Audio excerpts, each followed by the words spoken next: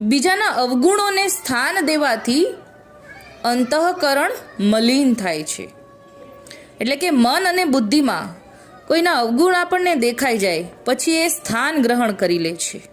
આપણા બુદ્ધિમાં અને મનમાં બીજા કોઈનો અવગુણ આપણા બુદ્ધિમાં સ્થાન કરી લીધું તો એ અંતઃકરણને મલિન કરે છે. કારણ કે આ મનુષ્ય શરીર એક ખેતર છે અને તેની અંદર અંતઃકરણ એ બીજ વાવવાની ભીતરી ભૂમિ છે.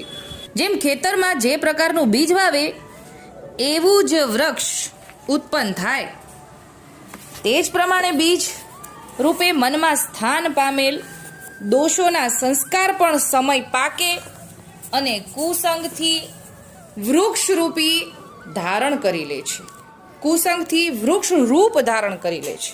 એટલે કે આપણા અંતઃકરણના ખેતરમાં આપણે ખરાબ વિચારોને વાવી દીધું, પછી એ ધીરે ધીરે વૃક્ષ મોટું થાય.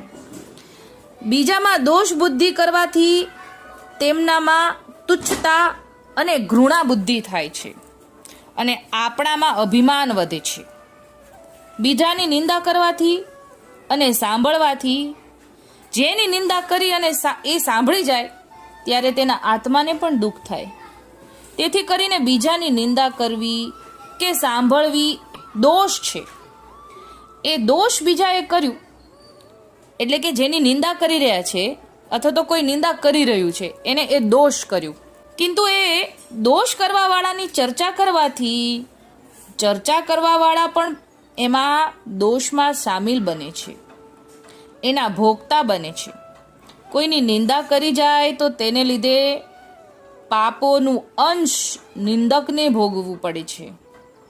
બીજાના દોષોની ચર્ચા કરવાથી, વાણી સાંભળવાથી કાન અને જોવાથી નેત્ર, એટલે કે દોષો બોલીએ તો આપણું મુખ અને જો સાંભળીએ તો આપણો કાન અને જોઈએ તો નેત્ર અને મનન કરીએ તો મન અને જો વિચાર કરીએ દોષનો તો બુદ્ધિ. આમ દરેક ઇન્દ્રિયો દોષિત બને છે. એટલે કે કોઈના દોષ જોયા તો આંખ દોષિત બની, સાંભળ્યા તો કાન દોષિત બન્યું, મનન કર્યું કોઈના દોષ વિચારીને મનમાં સંગ્રહી રાખીએ પછી આપણે એને વાગોળીએ એટલે મન દોષિત થયું અને પતન થાય છે. જેમ મેલું શરીરને ગમે ત્યાં લાગે તો શરીરને અપવિત્ર કરે છે, એવી જ રીતે બલકે એનાથી પણ વધારે જીવને આ દોષ અપવિત્ર બનાવે છે. માટે જીવને કિંચિન માત્ર લાભ નથી.